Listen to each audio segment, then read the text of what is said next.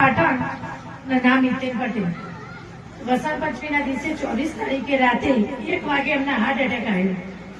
તો અમે એમના જે દવા ચાલતી હતી ત્યાં શ્લોક હોસ્પિટલમાં લઈ ગયા. તો શ્લોક હોસ્પિટલમાં એ પોતે જાતે ગયા અને જેવા ટેબલ ઉપર સુવાડ્યા એના જ ઘડીએ રેટડી પડે એમને 9.5 મિનિટ માટે એનું હાર્ટ બંધ થઈ ગયું. તો ત્યાંના જે આસિસ્ટન્ટ હતા એમને CPR આપી અમને એમના સિમ્સ હોસ્પિટલમાં અમદાવાદ કે તમે લઈ જાઓ. તો અમે ત્યાં અમદાવાદ લઈ ગયા. મારા મમ્મીને ફોન કર્યો તો મારા મમ્મી 2 વાગે માતાજીની બાધા રાખી, અગરબત્તી કરી, દીવો કર્યો અને બાધા રાખી.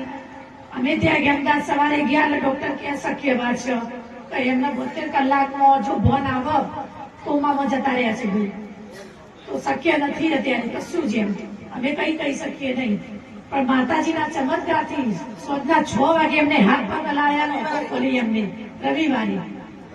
હા, રવિવારે છે. અને બીજા દિવસે તો એમનું વેન્ટિલેટર, આપની નળીઓ બધું જ કાઢી નાખ્યું. અને ચોથા દિવસે તો એ ઓળખવા માંડે અમને બધા. અને અમને 1 મહિનો કહ્યું હતું સિમ્સમાં તમારે 1 મહિનો રહેવું પડશે. અને શનિવારે દાખલા કર્યા, શનિવારે એમને રજા આપી દીધી ઘરે. આટલો માનો ચમત્કાર હતો.